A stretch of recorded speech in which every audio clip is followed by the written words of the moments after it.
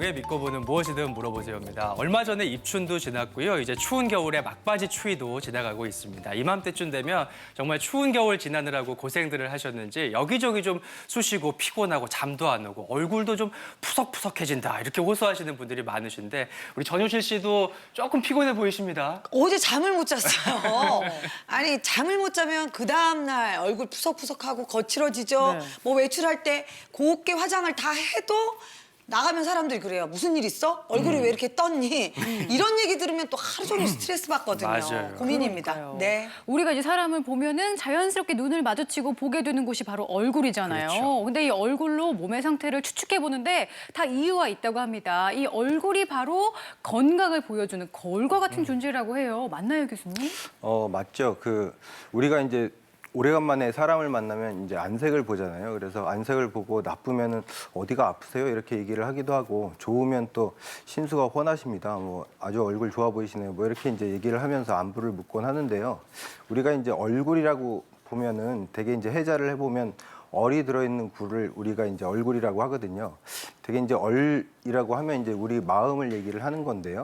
되게 이제 한의학에서는 그것을 좀 한 단계 더 나아가서 되게 이제 오장육부의 기능이 다 이렇게 얼굴에 나타난다고 봅니다. 그래서 저희가 이제 그 환자를 진찰을 할 때 그 환자의 정보를 얻게 되는 때 그 진단법을 이제 막물문절이라는 진단법을 이제 사용을 하게 되는데 그 중에 이제 망진, 우리가 이제 보는 것을 이제 망진이라고 하는데 그때 이제 얼굴을 잘 보게 되고 얼굴의 색깔이나 윤택도 이런 것들을 잘 살펴서 그 환자의 정보를 처음 이제 입수를 하게 되는 거거든요. 그래서 얼굴이 건강의 바로미터라는 말이 틀린 말이 아닙니다.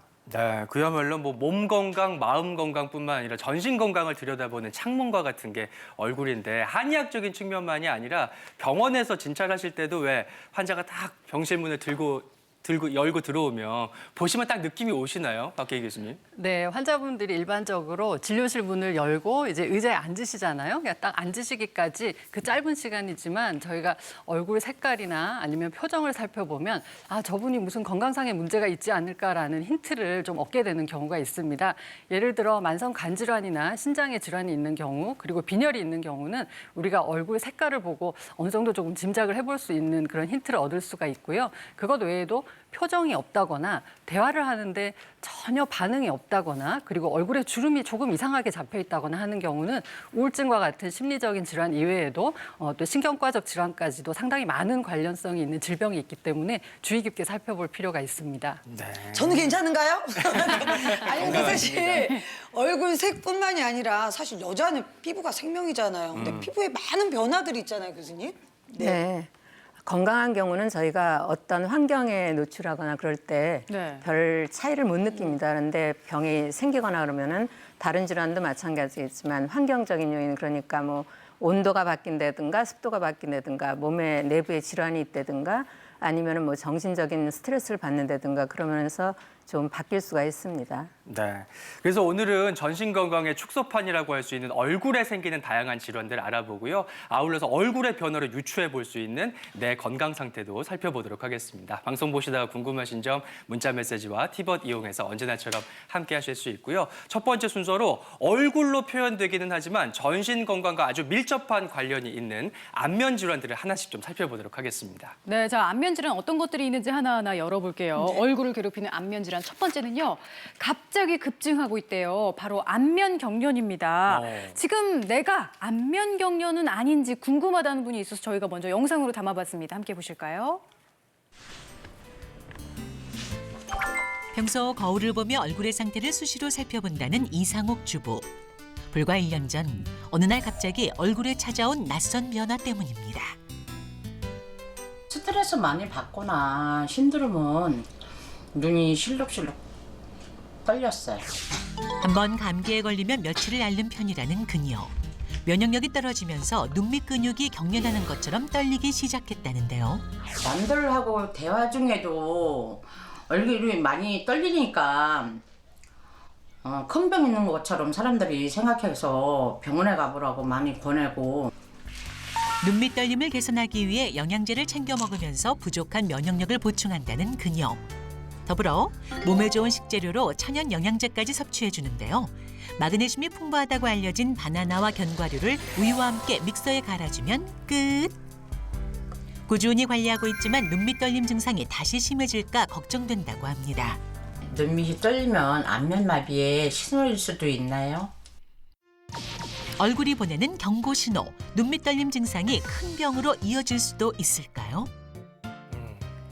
뭐 많이 불편하실 것 같은데 그래요. 무엇보다도 이제 걱정이 되시는 게 이게 더 큰 병, 뭐 안면 경련이나 안면 마비까지 갈 수 있을지 걱정된다고 하셨습니다. 근데 이 눈 떨림 같은 경우에는 저도 뭐 잠 잘 못 자고 스트레스 받고 하면은 이렇게 떨릴 때가 많거든요. 이런 그렇죠. 분들이 있는데 이게 안면 경련의 일종인지 아니면 안면 경련과는 구분되는 그냥 눈 떨림인지 궁금합니다. 네, 사실 저도 눈밑이나 눈꺼풀이 떨리는 경우가 간혹 네. 있어요. 그러니까 피곤하고 그러면 그런 증상이 가끔 생기기도 하는데 이런 그냥 단순한 눈꺼풀 떨림 같은 경우는 안면 경련과는 조금 다른 질병이라고 보시면 됩니다. 안면 경련은 우리 몸에 이제 안면신경이라고 해서 얼굴의 근육의 운동을 이제 관장하는 신경이 있어요. 그 신경에 병이 생기거나 문제가 생겼을 때 생기는 증상들이기 때문에 아무래도 단순한 눈꺼풀 떨림과는 조금은 구별이 돼야 될 것 같고요. 그리고 아까 말씀하신 대로 이제 급증하고 있다고 말씀을 하셨는데 네. 최근 한 5년 동안 한 4~5배 정도 이 환자분들이 증가를 하고 있다고 합니다.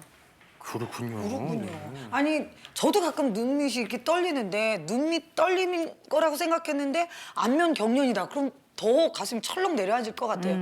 근데 어떻게 그 차이를 알 수 있는지 증상이 좀 다를 것 같거든요. 네. 교수님 어떤 차이가 있나요? 일단은 네. 그 증상에 대해서는 저희가 화면을 한번 준비해봤으니까 한번 보면서 얘기를 드려보겠습니다. 네. 나오네요.